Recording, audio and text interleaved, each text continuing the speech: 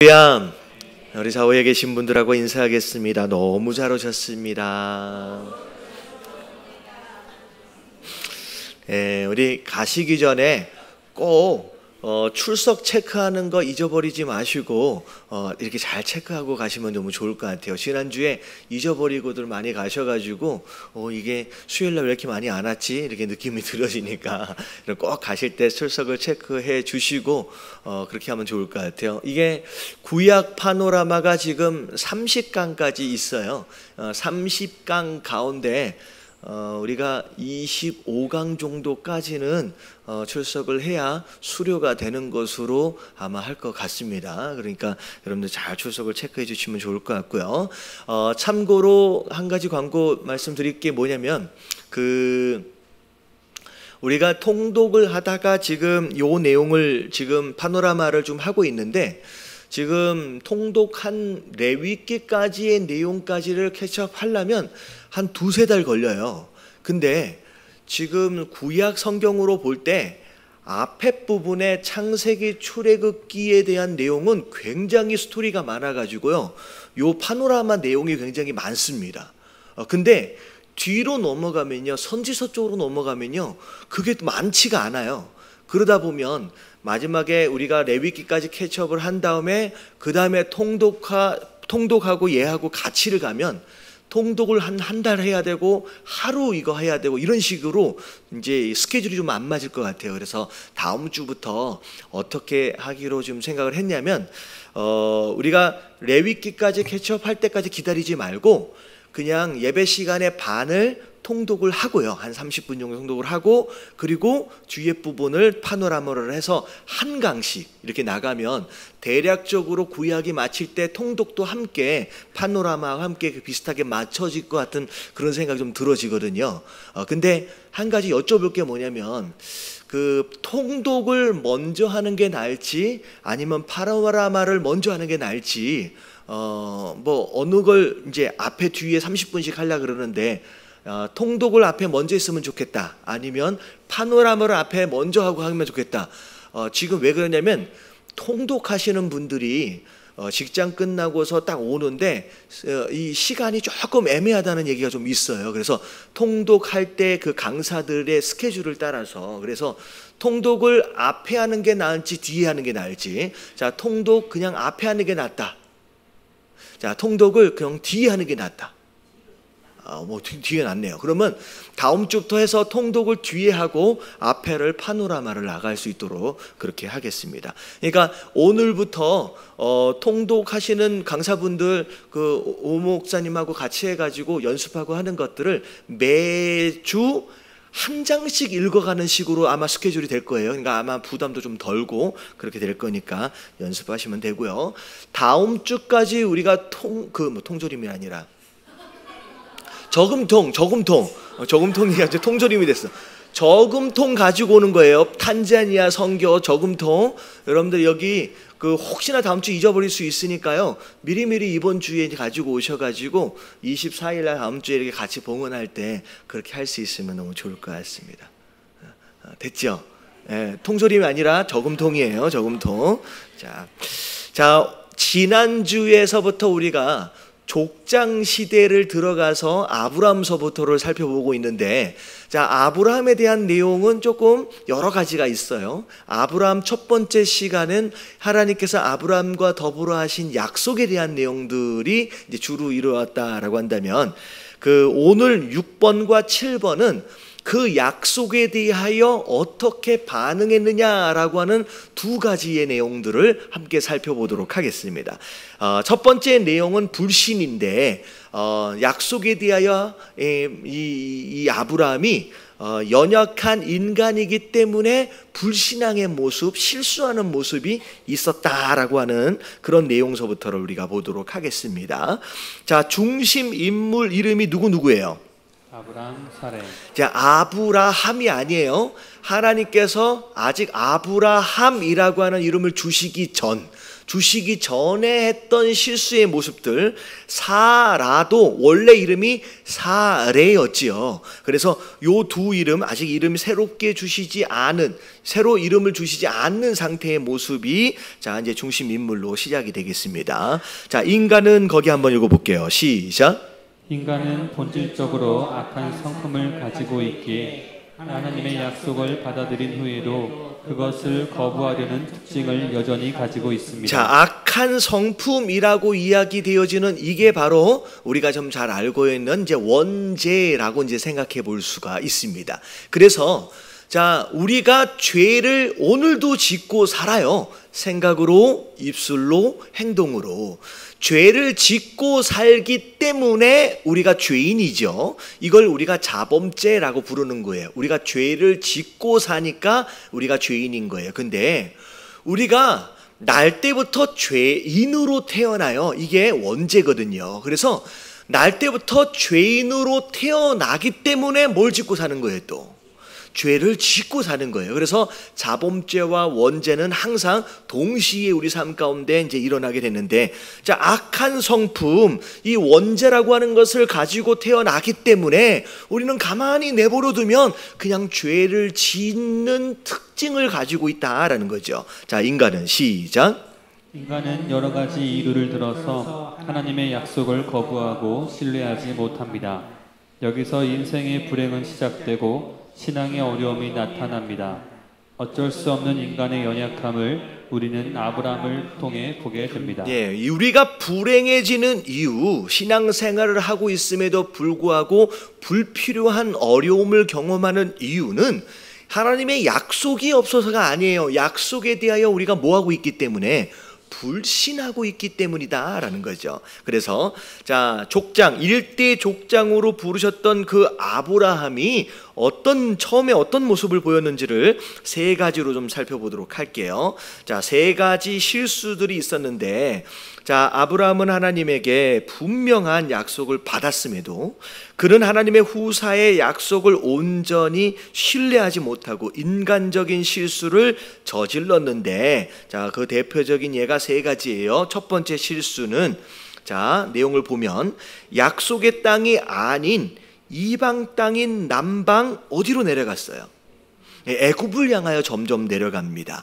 어떻게 보면 하나님께서 처음 아브라함에게 약속하셨던 땅은 가나안이었는데 기근이 들었다라고 하는 것으로 인하여 이 가나안 땅에서 점점점 멀어지지요. 오히려 애굽 땅 안으로 들어가게 되면서, 자, 거기에서 무슨 일을 당했는지를 보면 창세기 12장 11절부터 20절까지 보면 애굽 안에 들어갈 때 자기 아내를 딱 보니까 생긴 게 어떻게 생겼어요?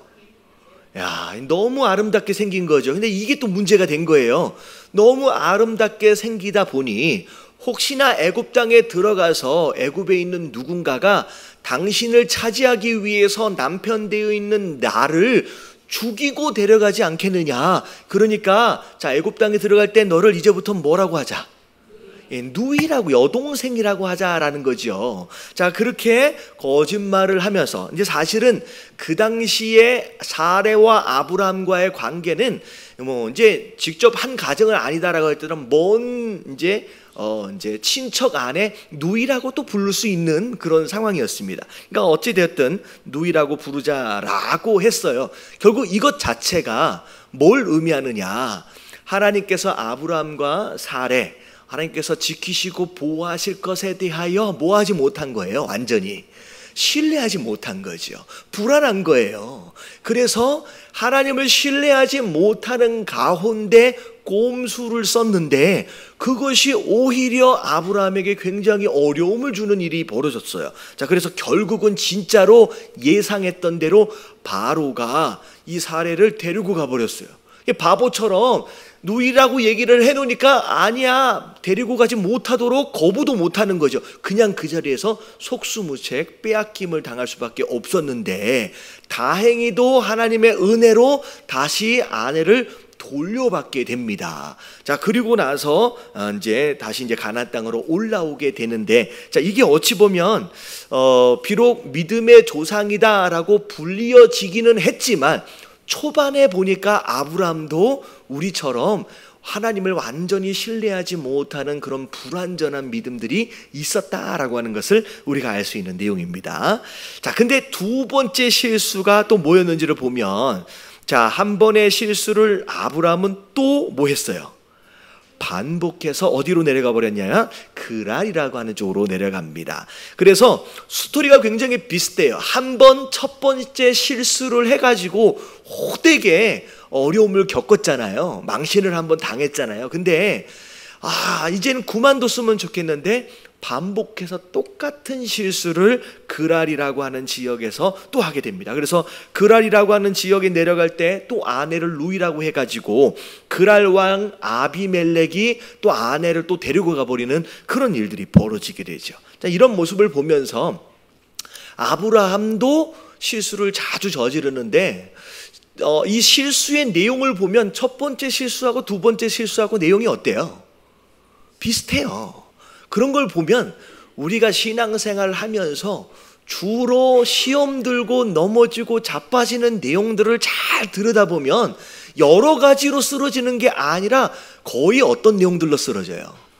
비슷비슷한 상황 안에서 굉장히 비슷한 실수들을 반복하고 있다는 거죠. 그래서 사람들마다 조금씩 다르지만 소위 말하는 버튼이 있어요. 딱 건드리면 넘어지고 터지는 그 버튼들이 있어요. 그래서 여러분들이 지나온 시절들을 좀 돌아보면서 주로 내가 언제 시험에 들고 내가 언제 낙심하게 되고 언제 넘어졌는지를 잘 보면 그것에 대해서 굉장히 공통점들을 발견하게 되는, 그것에 대해서 우리가 조심할 필요가 있다라는 거죠. 그래서 아브라함은 심지어 같은 실수를 두 번이나 반복할 정도의 연약함이 있었다라는 거예요. 자, 그리고 세 번째 실수가 뭐였느냐? 자, 같이 한번 읽어볼게요. 하나님의 후사, 시작. 하나님의 후사의 약속을 믿지 못하고 10년을 기다리다가 그만 인간 생각으로 이스마엘을 잉태하여 낳게 됩니다. 자, 10년을 기다렸대요. 어찌 보면 오래 기다린 것 같지요. 근데 여러분, 기다림은 언제까지 기다려야 돼요? 끝까지. 그래서 제가 지난주에 그런 말씀 드렸잖아요. 인디안이 비가 안 내리면 항상 기우제를 지내는데 이 기우제는 단 한 번도 실패한 적이 없다고. 왜? 비가 올 때까지 기우제를 드리는 거예요. 심지어 인디안의 기우제는 그래서라도 응답이 된다라고 얘기를 하거든요. 근데 하나님은요, 여러분, 그런 식으로가 아니라 반드시 정하신 때에 응답하시는 줄로 믿습니다. 기도도 언제까지 해야 되느냐? 응답하실 때까지예요.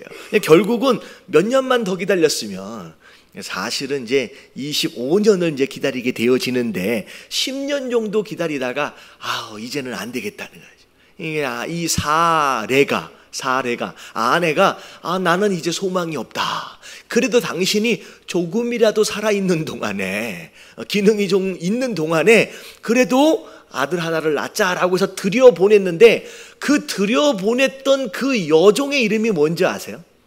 하갈이에요. 근데 그 여종이 어디에서 데리고 온 여자예요? 첫 번째 실수했었던 애굽에서 데리고 온 여자, 그 여종이 결국은 이 이스마엘을 낳게 되어지는 상황이 되어지고, 이게 이제 세 번째 실수지만 이 이스마엘로 인하여 이 아브라함과 그 아브라함의 후손들이 대대로 심지어 지금까지도 어려움을 겪게 되는 상황들이 이제 벌어졌다라는 거죠. 그래서 이스마엘을 낳아버렸어요. 자, 그래서 이제 창세기 16장 4절부터 6절 그리고 21장 8절부터 14절까지 보면 이 이스마엘을 낳게 되는 것으로 인하여서 이 가정의 어려움을 겪는데, 첫 번째는 여종이었던, 이게 이제 사레의 여종이었거든요. 근데 이 여종 하갈이 자기가 임신한 것을 딱 깨닫자마자 뭐 했어요? 그 다음부터 여주인을 무시하기 시작하는, 이런 일은 절대 있을 수가 없는 일인데 그런 일이 벌어지는 거죠. 그래서 사레가 너무 화가 나가지고 결국은 여주인으로서 여종에게 이게 무시를 당하는 그런 수치스러운 일을 당하게 되면서 또 하갈을 또 쫓아내는 그런 이상한 일이 벌어지게 됩니다. 근데 그게 이제 나중에 하갈이 또 돌아오고 나서 두 번째는 무슨 일이 벌어지느냐, 하갈이 낳은 이스마엘이 나중에 이 사라가 낳은 이삭을 뭐 하기 시작했어요? 학대하기 시작하는 거예요. 그래서 또 두 번째 또 어려움을 겪게 된다라는 거죠. 그래서 비록 실수였지만 한 번 한 그 실수가 두고두고 이 아브람 가정 안에서 굉장히 가시같이 어려운 일들을 경험하게 되는 원인이 되었다는 거죠. 그래서 자, 밑에 팁 한번 읽어볼게요. 아브람의 시작.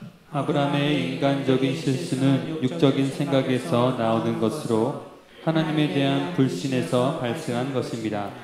이것은 아브람으로 하여금 부부와 자녀와 가정과의 갈등을 낳게 했고 그것으로 고통을 당했습니다. 이런 모습은 오늘 우리에게도 있습니다. 한 조상이면서도 약속의 아들인 이스라엘의 이삭의 후예들과 인간의 아들인 이스마엘의 후예들은 지금도 갈등하면서 싸움을 계속하고 있습니다. 네네. 그래서 성경의 구약 역사 안에서도 마찬가지고요.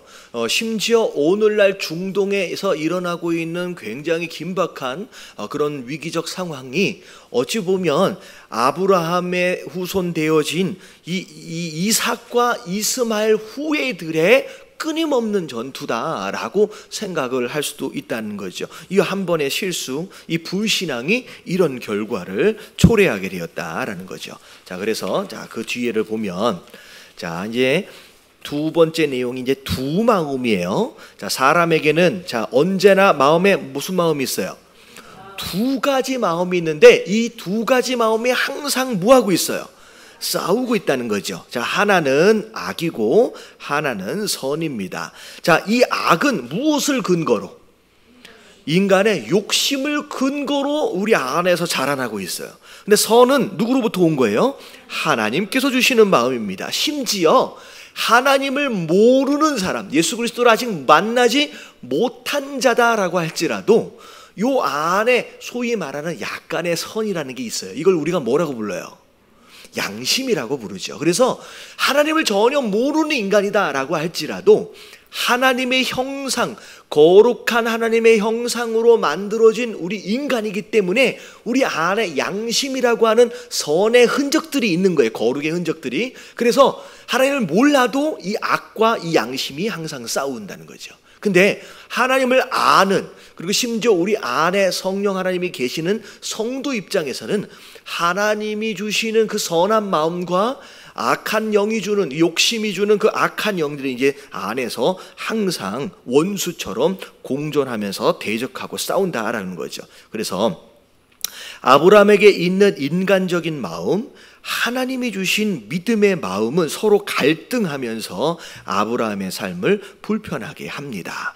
자, 힘들지만 인간적인 마음을 거부하면 비로소 자유하며 하나님과 화목할 수 있대요. 이러한 같이 시작. 이러한 두 마음은 약속을 받은 그리스도인에게도 계속되어 육체의 일과 성령의 일 사이에서 갈등하게 만듭니다. 자, 육체의 일과 성령의 일. 자, 하나님께서 우리에게 허락하신 그 자유의지를 가지고 오늘도 어느 쪽이냐라고 하는 것을 서로 선택하고 이제 살아왔다라고 하는 거죠. 근데 우리가 잠시 눈앞에 보여지는 편안함과 안락함과 유익함을 위해서 육체의 일을 선택을 하면 그 선택으로 말미암아 굉장히 오랜 순간들을 뭐 하게 돼요? 불안하고 초조하고 어려움을 겪게 된다는. 하지만 잠깐 어려울 수 있고 잠깐 고단할 수 있지만 성령의 일을 선택을 하면 오히려 더 평안할 수 있다라고 하는 거예요. 그래서 자, 갈라디아서 4장 21절부터 31절까지를 보면 요 내용들을 정확하게 이제 설명을 하고 있습니다. 자, 그래서 자, 우리가 이제 어떻게 해야 되느냐? 자, 중요하게 우리가 배워야 할 내용은 뭐냐면 한 번의 실수와 한 번의 타협이 두고두고 고통이 되어지는 경우들이 많다라는 거죠. 그래서 옛날에, 아주 옛날에 가구 선전을 할 때 순간의 선택이 몇 년을 좌우한다 그래요. 예. 10년을 좌우한다 그랬어요. 무슨 가구 선전할 때 그랬던 것 같아요. 냉장고인가요? 세탁기인가요? 하여튼간 뭘 선택을 하는데 한 번 선택을 잘못하면 두고두고 고생한다라고 하는 거예요. 그래서 성경을 보면 수많은 믿음의 사람들이 순종도 했지만 또 불순종도 많이 했어요. 근데 불순종했을 때 비록 하나님께서 그 죄에 대하여 용서하시긴 했어요. 근데 용서하시긴 했지만 두고두고 그 일로 말미암아 굉장히 고통을 당하는 경우들을 많이 보게 되는데 대표적인 예가 아브라함이고요. 그리고 또 다른 대표적인 예가 다윗이에요. 자, 아브라함 같은 경우에도 이 한번 내려가서 하갈 데리고 오고 이스마엘을 낳는 것으로 말미암아 자손 대대로 계속 고통을 받거든요. 이 다윗도 마찬가지예요. 다윗이 죄를 지었어요. 가장 유명한 죄가 뭐예요? 밧세바를 범하는 간음하는 죄와 더불어서 살인하는 죄까지 저질렀습니다. 근데 분명히 회개하며 나아갈 때 그 다윗을 하나님께서 뭐 하셨어요? 분명히 용서하셨거든요. 분명히 용서하셨음에도 불구하고 그 밧세바로 인하여 잉태되었던 첫 번째 아들은 어떻게 됩니까? 죽임을 당합니다. 죽임을 당합니다. 그리고 나서 그 성적인 죄에 대한 문제가 두고두고 이 다윗의 가문을 괴롭히기 시작하는 거예요. 그래서 잘 보면 일단 밧세바 사건으로 인하여서 왕권을 유지하기는 했지만 그 이후에 이 왕권에 대한 리더십 자체가 무너지기 시작하는 거예요. 그래서 이 밧세바 사건이 일어나기 전까지만 해도 다윗을 따라다녔던 수많은 장군들이 다윗이 뭐라고 하든 무조건 목숨을 걸고 순종했어요. 근데 밧세바 사건 이후서부터는 이 장군들이 슬금슬금 뒤에서 딴짓을 하기 시작합니다. 순종하지 않아요. 그래서 이 사건으로 인하여 다윗의 리더십이 무너졌을 뿐만 아니라 다윗 가문에 무슨 일이 벌어지느냐, 다윗의 마다들이 배달은 여동생이죠. 어머니는 달라요. 근데 이 공주를 갖다가 사랑한다고 데려다가 취해서 강간을 해버리는 일들까지 벌어집니다. 근데 이 아버지 다윗이 그 마다들을 데려다가 혼내지 못해요. 왜냐하면 왜 못 내요?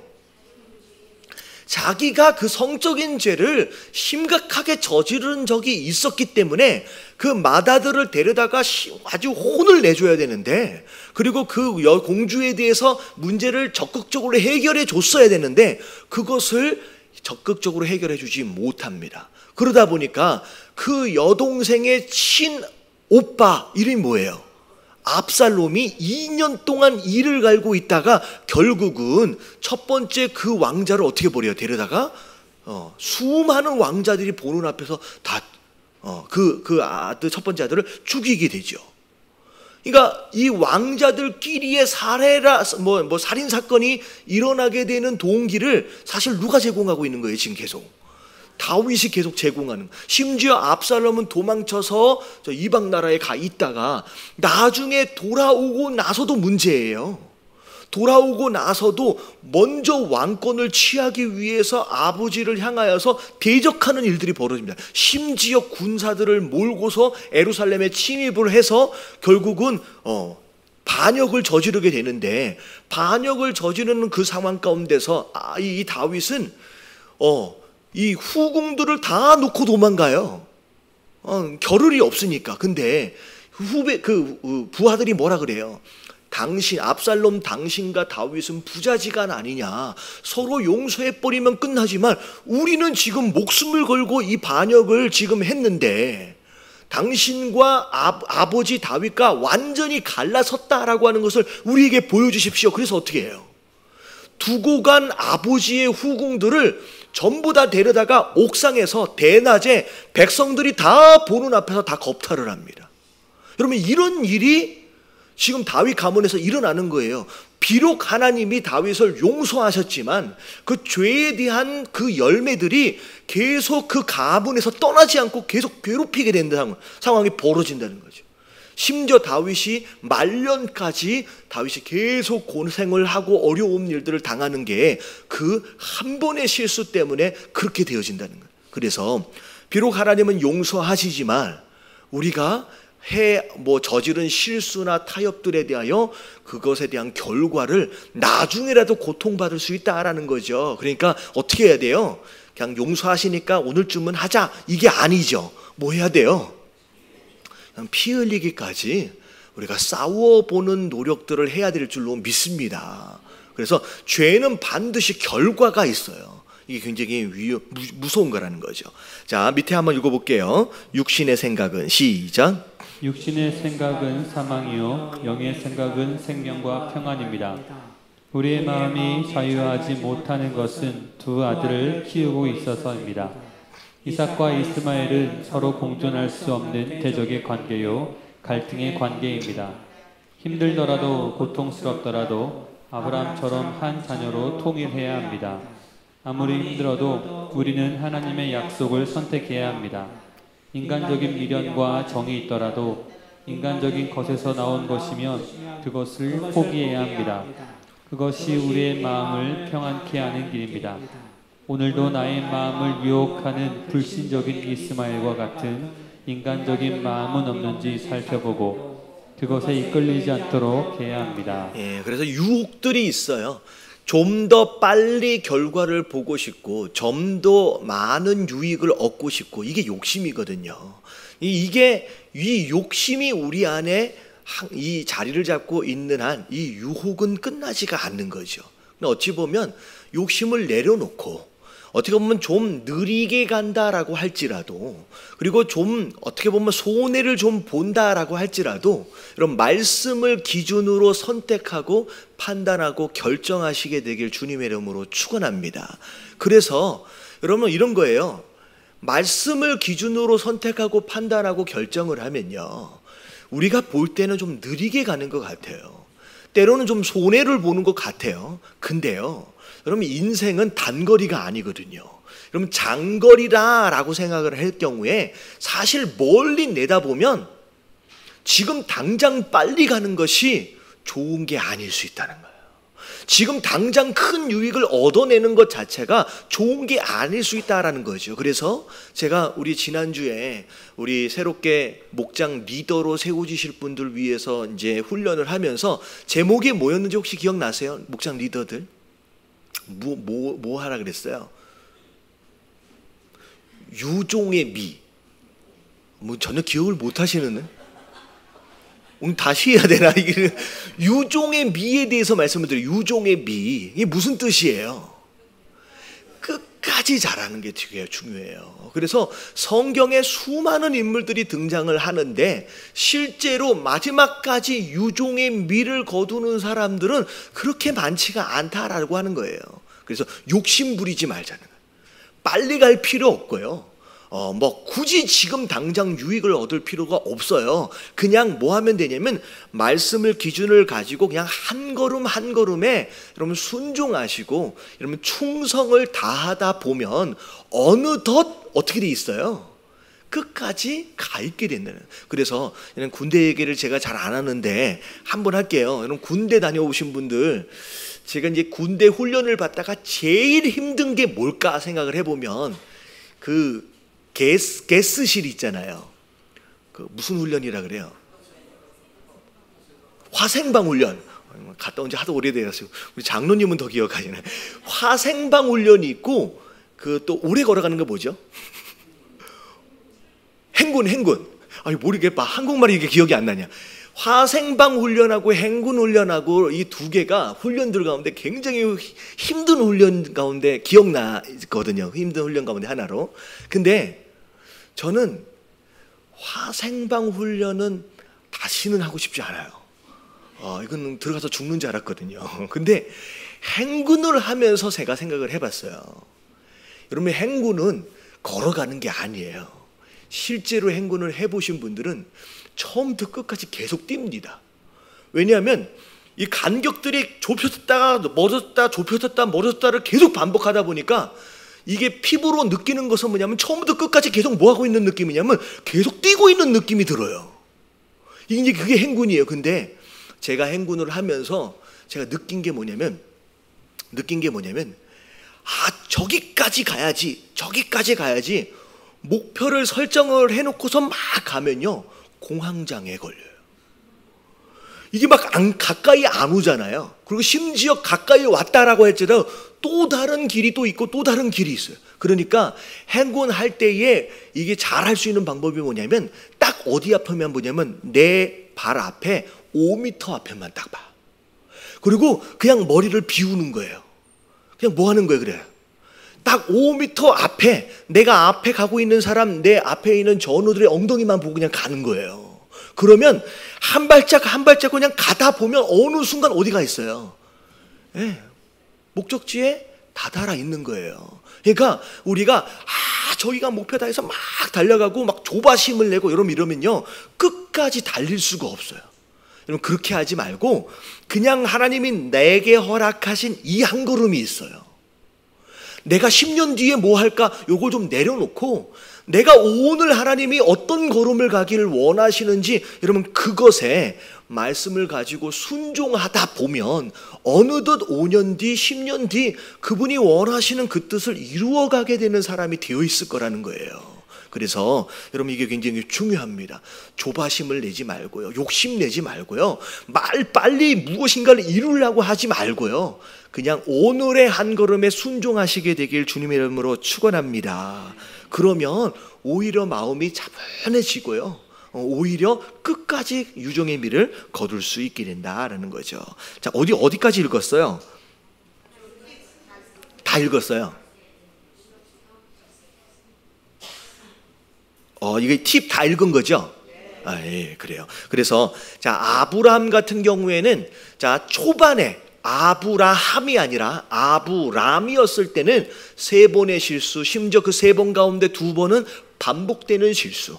하나님에 대하여 철저하게 믿어드리지 못하고 불신한 것으로 말미암아 불순종하는 그런 모습, 그것으로 말미암아 한 번이었지만 별것이 아닌 것 같은 타협이었지만 두고두고 고통이 되어지는 상황들이 벌어졌다라고 하는 것을 우리가 알 필요가 있습니다.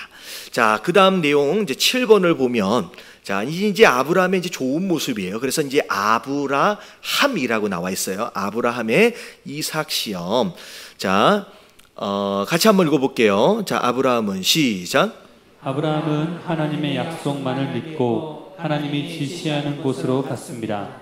한때는 기근을 피해 애굽으로 내려가서 아내를 빼앗기는 위험을 당했습니다. 아브라함은 불신의 죄를 범하고 다시 하나님의 약속의 땅 가나안으로 옵니다. 그 이후에 하나님은 아브라함에게 구체적인 약속을 합니다. 그것은 아들이 없는 아브라함에게 아들을 준다는 약속입니다. 이 약속은 단순히 아브라함에게 주는 후사가 아니라 하나님의 후사에 대한 예언입니다. 아브라함으로서는 도저히 아이를 낳을 수 없는 나이에 받은 아들에 대한 약속은 믿기 힘든 것입니다. 그동안 많은 연단을 통해 성숙된 아브라함은 하나님이 제시한 어려운 시험을 어떻게 통과했을까요? 자, 첫 번째 하나님이 약속하셨어요. 자, 물론 창세기 12장에 처음 약속하신 내용들이 있었지만 구체적으로 자녀를 주시겠다, 아들을 주시겠다라고 하는 약속을 하시게 되는데, 자, 이 어떤 약속이었는지 창세기 15장 2절부터 5절까지를 보면, 자, 한번 같이 한번 읽어볼게요. 2절부터 5절까지 시작. 아브라함이 이르되 주 여호와여 무엇을 내게 주시려 하나이까? 나는 자식이 없사오니 나의 상속자는 이 다메섹 사람 엘리에셀이니이다. 아브라함이 또 이르되 주께서 내게 씨를 주지 아니하셨으니 내 집에서 길린 자가 내 상속자가 될 것이니이다. 여호와의 말씀이 그에게 임하여 이르시되 그 사람은 내 상속자가 아니라 내 몸에서 날 자가 내 상속자가 되리라 하시고 그를 이끌고 밖으로 나가 이르시되 하늘을 우러러 무뼈를 셀 수 있나 보라.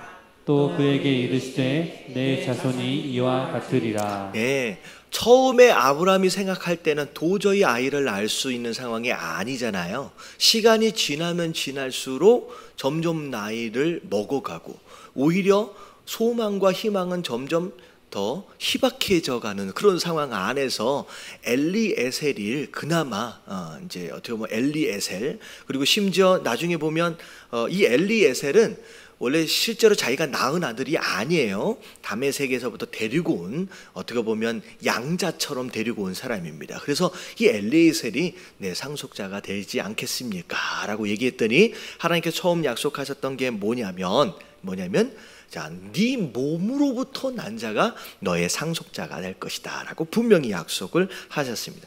심지어 밖에 데리고 나가셔서 별을 딱 보여주시면서, 별이 얼마나 많겠어요. 오늘날에는 우리가 별 보기가 쉽지가 않죠. 하도 주변에 가로등도 많고 하다 보니까 밤에도 별이 잘 안 보이는데, 이 당시에는 뭐 아무것도 없는 상황에서 밖에 나가면 별이 확 보이는 거예요. 그 수많은 별들을 보면서 너희 자손이 이렇게 많아질 것이다 라고 처음 이제 구체적으로 좀 약속을 하시게 됩니다. 자, 그리고 나서 17장에 나오면 17장에 가서 3절서부터 8절까지를 보고 또 15절부터 16절까지를 보면 지금 아브라함에게 새로운 이름을 주시는 거예요. 그래서 원래 아브람이었던 이 아브람에게 뭐라고 새 이름을 주시냐면 아브라함이라고 하는 새 이름을 주십니다. 그래서 자, 이제 아브라함, 잠깐만요. 자, 5절 말씀 같이 한번 읽어볼게요. 다 같이 시작. 이제 후로는 내 이름을 아브람이라 하지 아니하고 아브라함이라 하리니 이는 내가 너를 여러 민족의 아버지가 되게 하리니. 자, 그래서 아브라함이라고 하는 이름의 뜻이 여러 민족의 아버지라는 뜻이에요. 그냥 단순히 그냥 아버지가 아니라 여러 민족의 아버지이게 될 것이다 라고 약속하셨던 내용이 3절부터 8절까지 내용이 나와요. 자, 그리고 아브라함뿐만 아니라 자, 사라가 그 아들을 낳게 되잖아요. 그래서 원래 사레였던 이제 사람이었는데, 자, 16절 같이 한번 읽어볼게요. 15절 16절 다 같이 시작.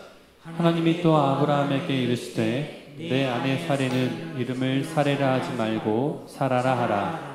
내가 그에게 복을 주어 그가 내게 아들을 낳아 주게 하며 내가 그에게 복을 주어 그를 여러 민족의 어머니가 되게 하리니 민족의 여러 왕이 그에게서 나리라. 네, 그래서 사라라고 하는 뜻이 바로 민족, 여러 민족의 어머니라는 뜻이에요. 그래서 옛날 성경을 보면 열국의 아버지, 열국의 어머니 뭐 이렇게 이제 기록이 되어져 있습니다. 그래서 아브라함이 아브라함이 되고 사레가 사라가 되면서 특별히 하나님께서 이름을 바꿔주시는 가운데 그 약속이 반드시 이루어질 것에 대해서 분명히 하시는 내용들이 있습니다. 성경에 보면 특별히 중간에 이름을 바꿔주시는 사례들이 몇 번이 좀 있어요.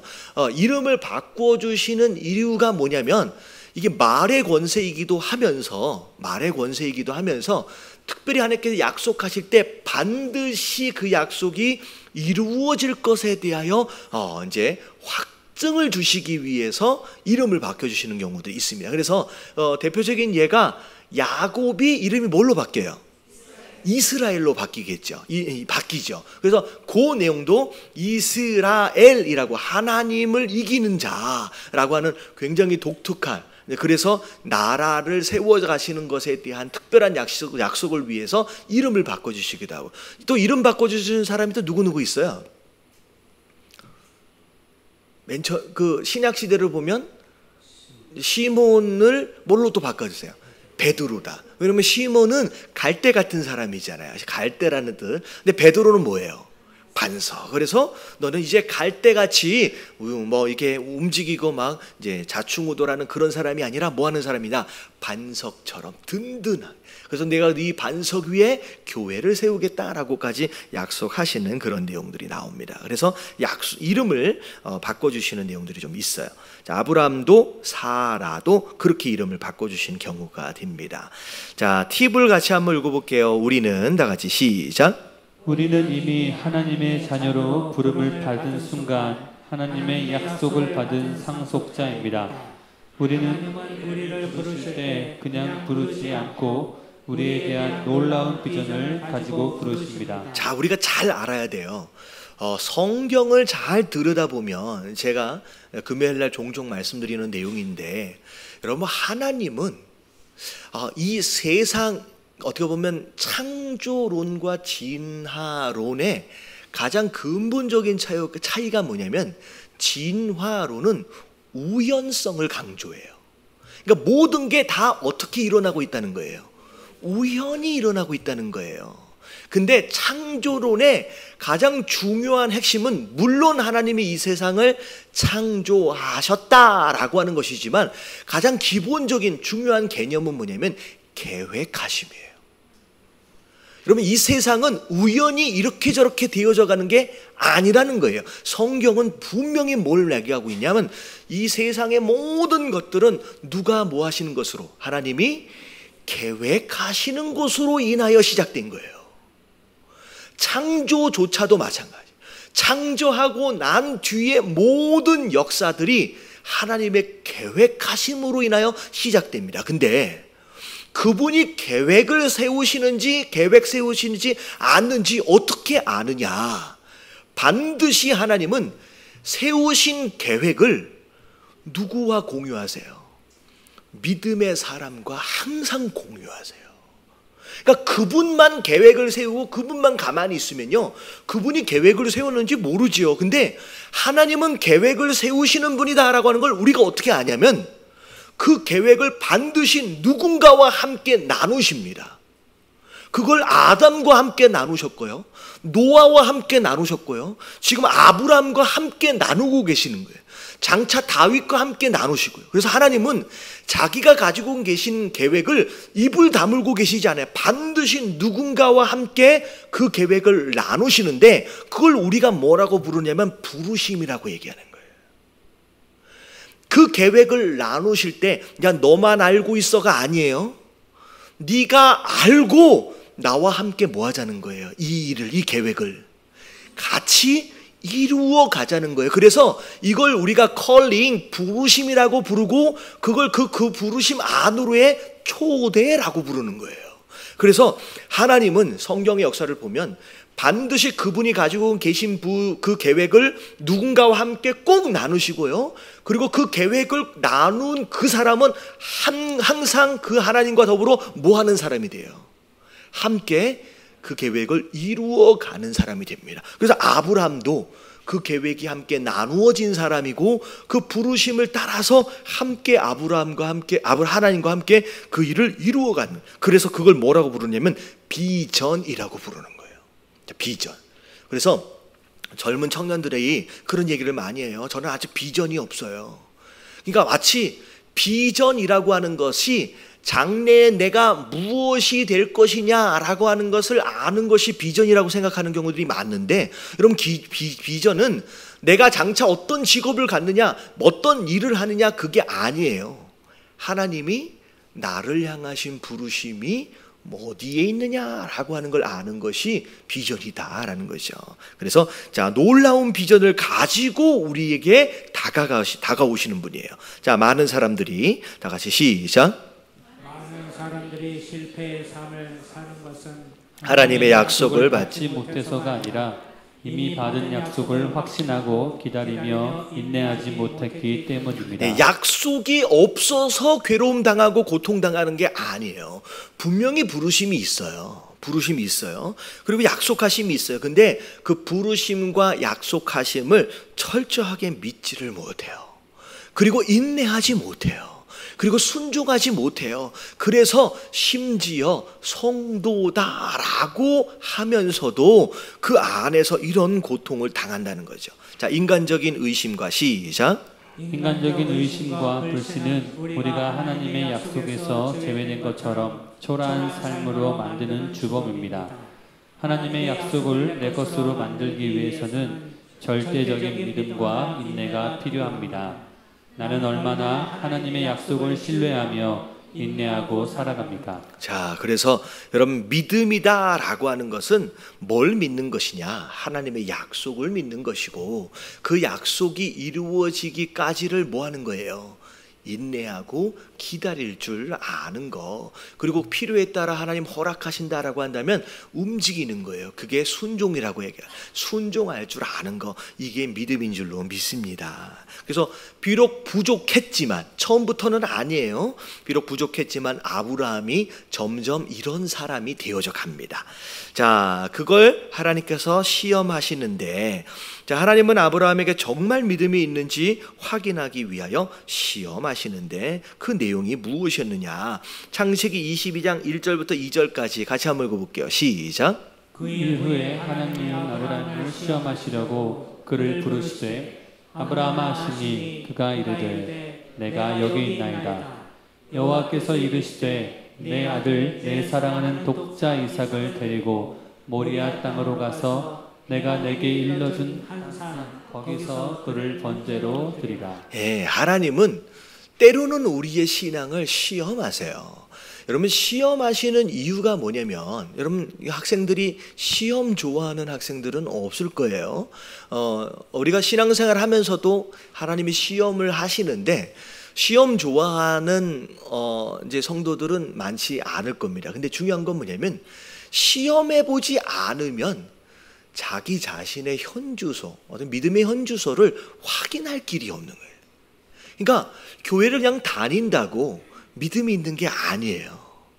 어떻게 이게 테스트에 이런 상황들이 있어질 때 내가 어떤 믿음인지에 대하여 확인할 수 있는 기회가 된다는 거죠.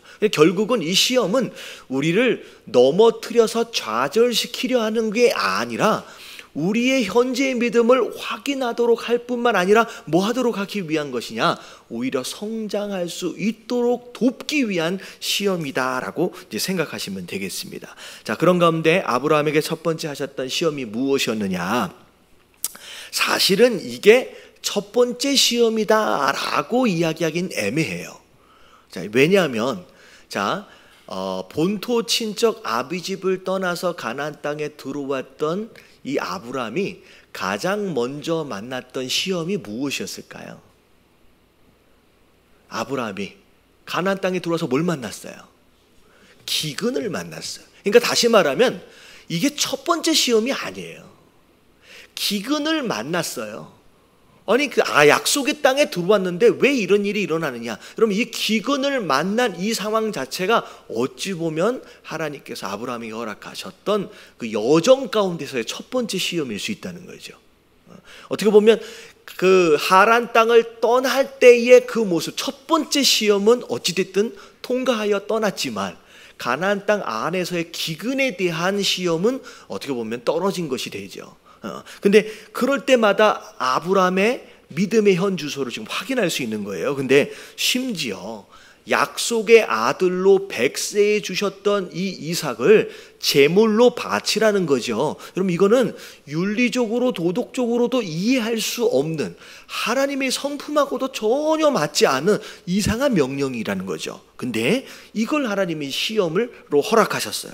자, 이 허락하신 이유가 뭔지, 자, 밑에 팁 한번 읽어볼게요. 아브라함은 시작.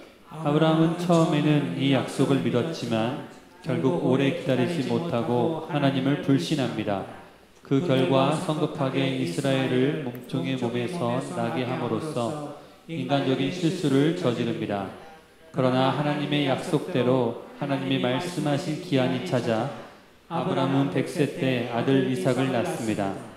그런데 그 이삭을 다시 바치라고 하십니다. 하나님은 그가 이삭보다 하나님을 더 소중하게 여기는지 보고자 했습니다. 혹시 우리는 하나님이 주신 축복을 하나님보다 더 소중하게 여기는 것은 아닌지 생각해 보아야 합니다. 자, 이삭을 바치라 하신 하나님의 구체적인 의도가 무엇이었느냐? 나랑 이삭, 하나님과 이삭 누굴 더 사랑하느냐라고 하는 것을 시험하기 원하셨다라고 하는 것이죠. 이게 어떻게 보면 우상에 대한 시험이에요. 우리가 뭐 절에 간다든지 뭐 다른 것을 놔두고 섬긴다든지 그런 것만이 우상이 아니다라고 말씀을 드렸죠. 자, 우상은 어떻게 보면 세 가지로 생각해 볼 수 있는데, 자, 하나님보다 더 사랑하는 것이 있다라고 한다면, 그리고 또 하나님보다 더 중요하게 생각하는 것, 또 하나님보다 더 의지하는 것이 있다라고 한다면 그것이 언제든지 우리 안에 우상되어질 수 있다는 거예요.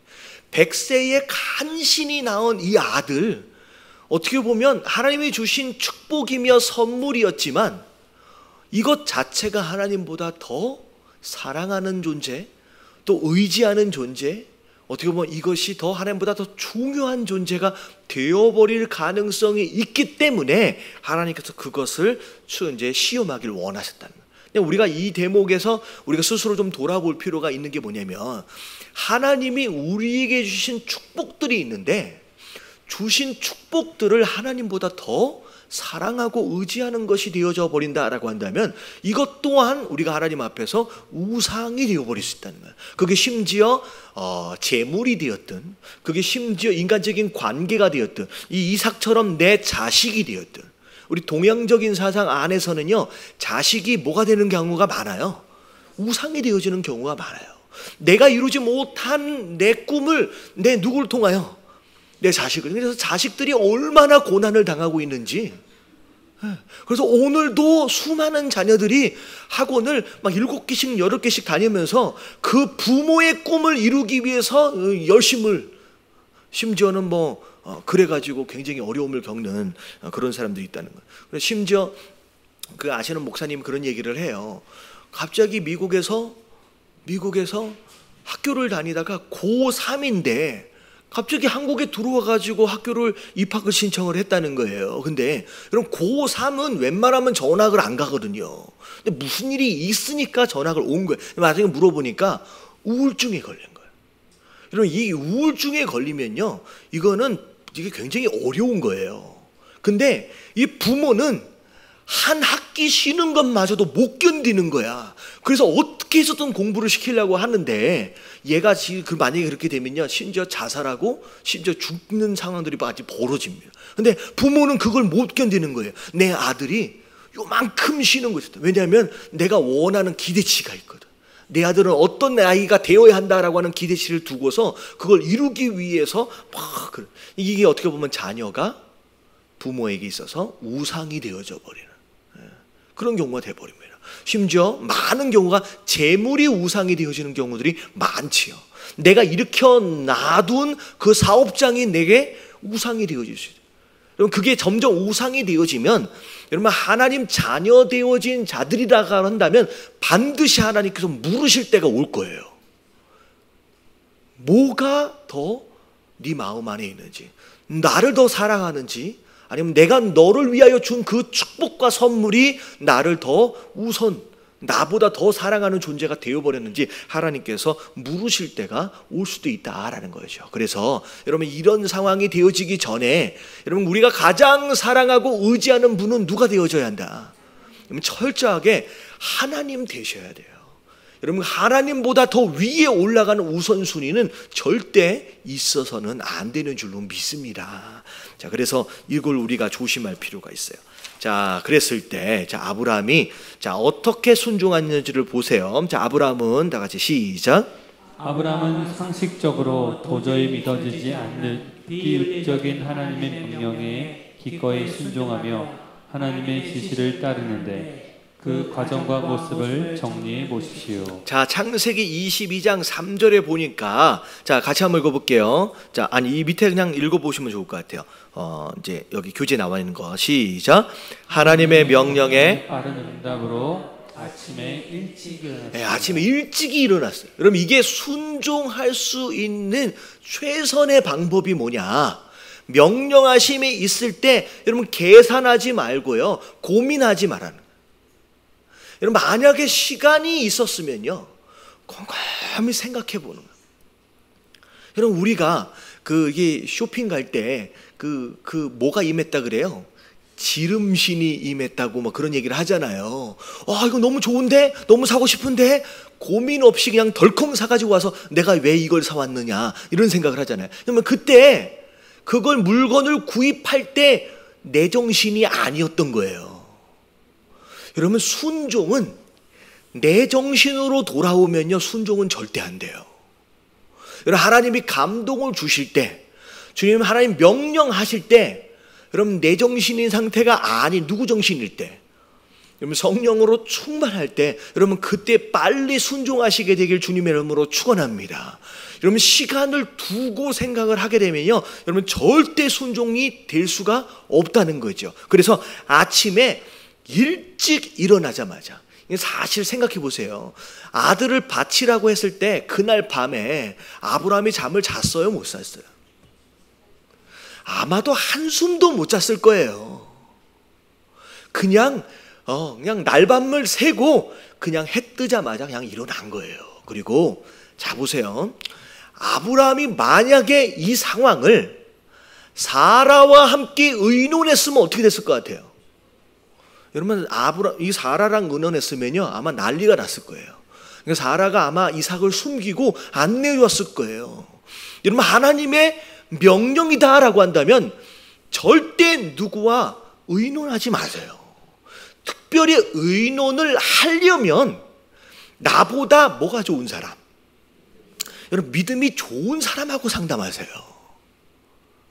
꼭 상담하면 누굴 찾냐면 이걸 순종을 해야 된다는 마음이 있는데 마음 한쪽 구석지에는 순종하기가 되게 부담스러워. 그래서 이 한쪽 구석지에는 순종 안 하고 싶은 생각이 있거든요. 근데 순종 안 하는 것에 동의해 줄 수 있는 사람이 누굴까를 찾아. 그래서 그 사람하고 상담을 해가지고 의논을 해가지고 그건 어렵다 라고 해주면 마음의 평안함을 얻어. 왜냐하면 마치 그것이 또 다른 하나님의 응답인 것처럼. 그러면 다 이게 경험들이 다 있는 것 같은데, 여러분 하나님의 음성이다, 명령이다 라고 하는 확신이 있으면 여러분 의논하지 마세요. 그리고 의논해야 되겠다라고 하는 마음이 있으면 여러분 믿음이 좋은 사람하고 의논하세요. 여러분 그 부분에 전문가하고 의논하라는 얘기가 아니에요.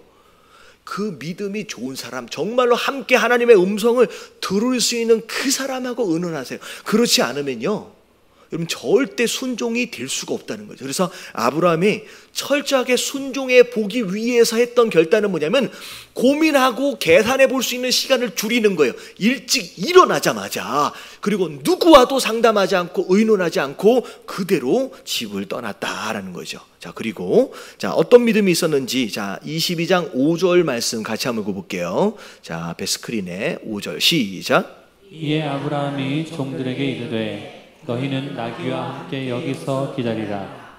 내가 아이와 함께 저기 가서 예배하고 우리가 너희에게로 돌아오리라 하고. 자, 보세요. 산에 올라가기 전까지는 누구와 함께 동행했어요? 종들하고 동행했어요. 이거 최소한 2명의 이상의 종이 함께 동행했다는 거죠. 근데 산에 올라가기 전에 그 종들을 산 밑에 두게 됩니다. 자, 이 두게 되는 이유가 뭐냐? 만약에 이 종들을 같이 데리고 올라가면, 올라가서 이삭을 잡으려 할 때 이 종들이 가만히 있지 않을 수다. 자, 나의 순종을 방해할 수 있는 주변 인물이 있을 경우에는 철저하게 이 주변 인물을 그 장소에 같이 있으면 안 돼요. 그래서 예수님이 죽은 여자 아이를 살리기 위해서 집을 방문했는데 이미 아이가 죽는 상황 가운데서 주변에 뭐 하는 사람들이 많았어요? 이미 곡하는 사람들이 많았어요. 그랬을 때 이 예수님이 가장 먼저 했던 행동이 무엇이었느냐? 곡하는 사람들을 전부 다 집안 바깥으로 다 쫓아냈어요. 왜냐하면 지금 믿음을 가지고 함께 기도해야 되는데 옆에서 죽었다고 아이고 하고 있으면 믿음이 들어와요, 안 들어와요? 안 들어오는 거예요. 그러니까 여러분 순종할 때 주변을 정리하는 게 굉장히 중요해요. 내 순종을 방해할 말을 할 사람이든지 내 순종을 방해할 수 있는 물리적으로 행동을 할 수 있는 사람들을 주변에서 정리를 해야지, 그래야 순종이 돼요. 그러니까 아브라함이 얼마나 지혜로운지, 얘네들을 데리고 올라가면 내가 이 이삭을 잡을 때 분명히 나를 말리겠지. 순종이 안 되니까 내려놓고 가는 거예요. 근데 올라갈 때 이 아브라함 마음 가운데 무슨 마음이 있었느냐? 아이와 함께 분명히 어떻게 할 것이다, 살아서 함께 돌아올 것에 대한 믿음이 있었어요. 그래서 보니까 내가 아이와 함께 저기 가서 예배하고 그 다음에 뭐라고 얘기해요? 우리가 너희에게 돌아오리라. 여러분, 이 신앙은 비록 하나님의 명령에 순종함으로 말미암아 내가 이삭을 죽인다라고 할지라도, 그리고 제물로 바쳐져서 죄가 되어버린다라고 할지라도, 하나님은 그 죄 가운데서라도 이삭을 뭐 하실 수 있다? 살리실 수 있는 하나님이다. 부활신앙까지도 있는 사람이에요. 그래서 철저하게 그런 믿음으로 하나님 앞에 올라가게 됩니다. 자, 그랬을 때, 자, 8절 말씀 같이 한번 읽어볼게요. 시작. 아브라함이 이르되 내 아들아, 번제할 어린 양은 하나님이 자기를 위하여 친히 준비하시리라 하고 두 사람이 함께 나아가서. 이 아들이 물어보는 거예요. 나무 장작이나 이런 것들 다 챙겨서 올라가는데 뭐만 지금 없어요?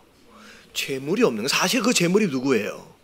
자기거든요. 근데 물어보는 거예요. 그랬을 때 아브라함 뭐라고 얘기해요? 너다 라고 얘기를 해버리면 어떻게 될 것 같아요? 이게 안 될 것 같죠. 근데 아브라함이 그런 믿음이 있는, 하나님이 그 재물을 미리 준비하셨을 거예요. 근데 아브라함이 어떻게 준비하셨을 것이다 라고 하는 것에 대한 내용을 몰라요. 근데 막연하게 그냥 하나님을 믿는 거예요. 우리가 이런 거예요. 어떤 문제를 만나잖아요. 이 문제를 하나님께서 어떻게 해결하실지에 대해서 우리가 모르는 경우가 훨씬 더 많아요. 근데 중요한 건 뭐냐면, 어떻게 해결되어질 줄 모르지만 반드시 하나님은 이 문제를 해결하실 거라는 거예요. 또 이것을 통하여 선을 이루어 가실 거라는 거예요. 또 이 문제로 인하여 내가 또 성장할 거라는 거예요. 내가 하나님을 또 경험하게 될 거라는 거예요. 여러분, 그런 믿음으로라도 나갈 수 있다라고 한다면 여러분, 그걸 또 할 수 있는 거예요. 자, 그래서 준비하실 것이다 라고.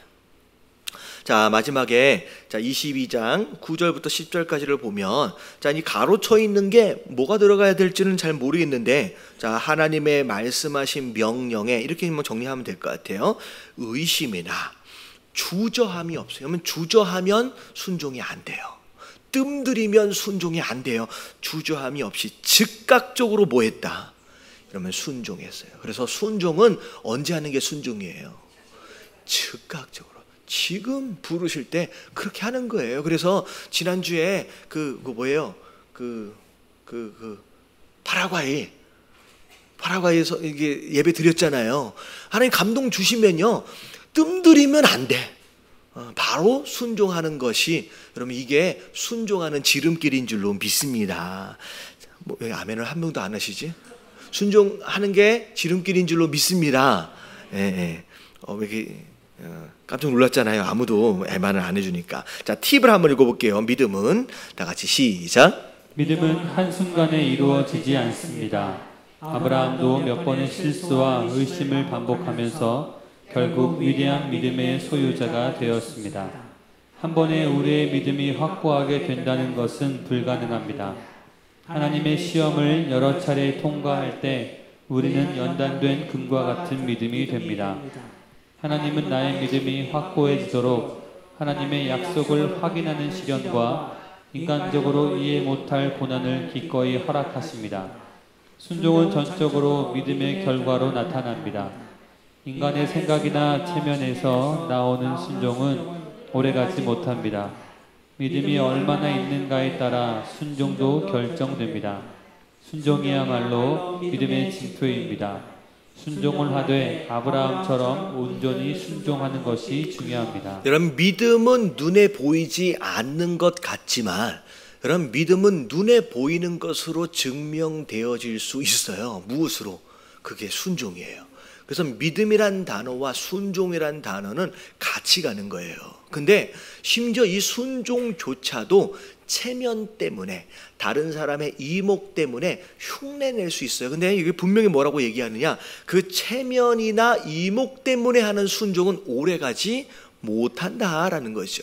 그래서 하나님께서는 우리의 믿음 있음을 순종으로 스스로 확인하고 증명해 보이시길 원하신다라는 거죠. 그래서 때를 따라서 우리에게 도전을 허락하시고 이런 시험을 허락하시는 이유가 뭐냐면, 보이지 않는 믿음을 스스로 확인할 뿐만 아니라 그 믿음을 내게 보여라라고 말씀하고 계시는 거라는 거죠. 그래서 여러분 스스로 순종하지는 않으면서 마치 오랫동안 교회를 다녔기 때문에 나는 믿음이 좋은 사람이다라고 착각하는 사람은 없어야 할 줄로 믿습니다.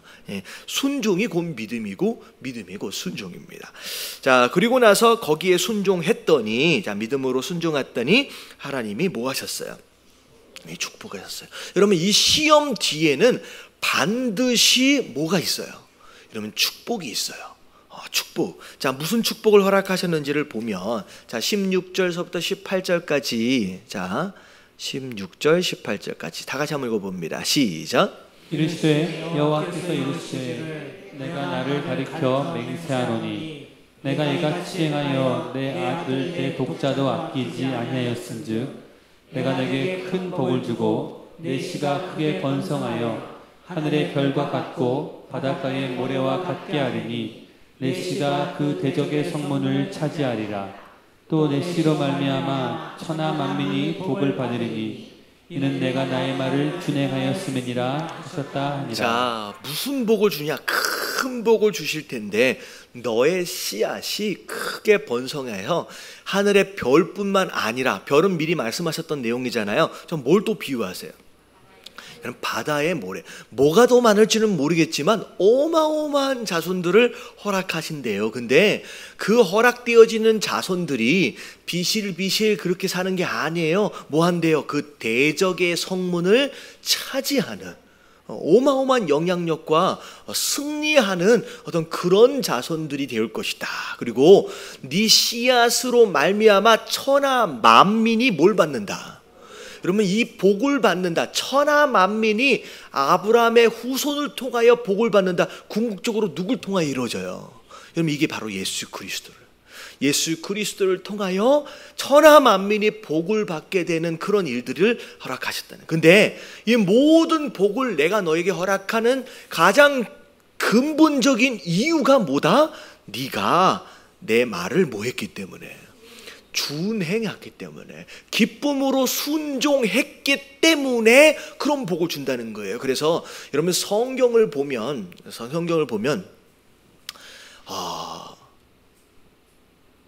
unconditional이라고 하는 단어가 있어요. 무조건적. 여러분 근데요, 여러분 이 무조건이라고 하는 단어는 여러분 성경 안에 잘 안 어울리는 단어예요.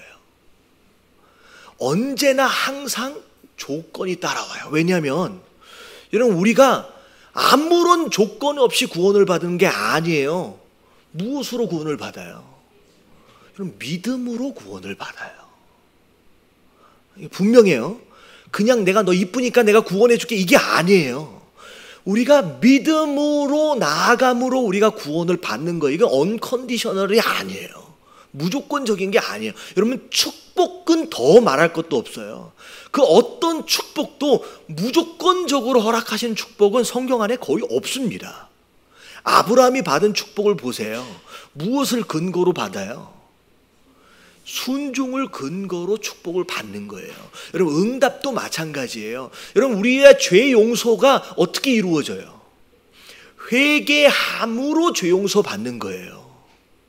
그래서 우리가 마치 성경을 읽으면서 언컨디셔널, 아무런 조건이 없이 내가 그냥 가만히 있으면 알아서 뭔가 다 채워질 것 같지만 여러분 그런 개념은 성경 안에 없어요. 반드시 구원받기, 용서받기 위해서는 회개해야 되고요. 여러분 성령 받기 위해서는 회개해야 되고요. 예배해야 되고요. 여러분 말씀 충만해야 되는 거고요. 여러분 우리가 구원받기 위해서는 믿음으로 반응해야 되고요. 여러분 응답받기 위해서는 뭐 해야 돼요? 여러분 응답받기를 원한다라고 한다면 기도해야 되는 줄로 믿습니다. 여러분 기도하지도 않으면서 응답받으려고 생각하면 안 돼요. 여러분 축복 받으려면 뭐 해야 돼요? 순종해야 돼요. 그래서 우리 성경 안을 잘 들여다보면요, 우리가 어떻게 해야 하느냐라고 하는 것에 대한 내용들을 중간중간 하나님께서 키들을 주셨다라는 거예요. 그래서 자, 정리를 한번 해볼게요. 자, 하나님의 시험은 시작. 하나님의 시험은 우리를 멸망하게 하는 것이 아닌 준비된 축복을 주기 위한 성학입니다. 축복은 거저오지 않습니다. 복은 순종할 때 주어지는 하나님의 선물입니다. 자, 복은 언제? 순종할 때 주어지는 하나님의 선물이 되는 거예요. 다 같이 더 시작. 하나님께 전적으로 순종했을 때 하나님은 인간이 생각하는 그 이상의 복을 주십니다. 모든 것은 믿음을 위해서 존재합니다. 믿음을 얻으면 모든 얻는 것이 됩니다. 그러나 하나님에 대한 믿음을 잃으면 세상 것을 다 얻는다 해도 의미가 없습니다. 현재 나는 하나님에 대한 100% 믿음을 원합니까? 아니면 일시적인 문제 해결을 위한 믿음을 원합니까? 자, 그래서 우리가 신앙생활을 하면서 큰 그림을 좀 그려볼 필요가 있다는 거예요. 많은 사람들이 신앙생활을 하면서 눈앞에 놓여있는 그 문제 하나를 해결하기에 급급한, 그래서 작은 산 하나를 넘으면 또 다른 작은 산이 기다리고 있고, 그 산 하나 넘으면 또 다른 산이 기다리고 있고, 그냥 평생 문제 해결하기 위한 것이 신앙생활의 전부인 것처럼 매달리고 쫓아내다가 끝나는 사람들이 많다는 거죠. 근데 하나님은 그 산 하나를 넘어가기 위한 것으로 우리를 허락하신 게 아니라는 거예요. 우리가 큰 그림을 그리면서 우리가 어디쯤 달려가고 있는지 걸어가고 있는지를 볼 수 있는 안목이 우리 안에 필요하다라고 하는 거. 그리고 물론 우리가 믿음이다, 기도다, 순종이다, 어찌 보면 사실 기본 전제가 은혜거든요. 내가 요만큼을 한 것만큼 요만큼을 얻어낸다는 게 아니라, 자, 지금 제가 말씀을 드리면서 조금 전에 무조건이 없다라고 얘기를 하니까 내가 요만큼을 심으면 요만큼을 걷는 것처럼 신앙생활을 또 착각할 수 있어요. 여러분, 그게 아니에요. 내가 요만큼 하나님께 작게 작은 겨자씨만한 믿음을 가지고 반응해 보라는 거예요. 그러면 우리가 상상할 수 없는 어마어마한 것들을 하나님께서 준비하고 계신, 그걸 바로 우리가 뭐라고 부르냐면 그걸 은혜라고 부르는 거예요. 우리가 믿는다라고 하는 것조차도 물론 다른 종교에서 얘기하고 있는 그 믿음을 얘기하는 게 아니에요. 주님 나를 부르셨을 때 그냥 그 믿음을, 그 부르심에 대하여 제가 여기 있습니다 라고까지만이라도 반응하라는 거예요. 그러면 그 요만한 반응 안에서도 하나님은 뭘 허락하시느냐, 우리가 상상할 수 없는 그런 비전과 그런 축복들, 그 구원을 예비하고 계신다라고 하는 거예요. 여러분, 그걸 누리시게 되길 주님의 이름으로 축원합니다. 그러면 얼마나 신나고 재미있는지, 그게 신앙생활을 하는 맛이라는 거예요. 할렐루야. 그래서 여러분, 크게, 여러분 잠깐 달리다 말 게 아니라는 거예요. 마라톤이에요. 여러분, 한 걸음 한 걸음 내가 어디쯤 가고 있는지, 그리고 나를 지금 하나님께서 어떻게 인도해 가고 있는지를 여러분 살펴보시면서 여러분 순종하고 좀 믿음으로 나아가시는 저와 여러분들 되시길 주님의 이름으로 축원합니다. 자, 우리 찬양팀 나오시고요. 우리 함께 찬양하면서 또 결단하는 시간 갖도록 할게요.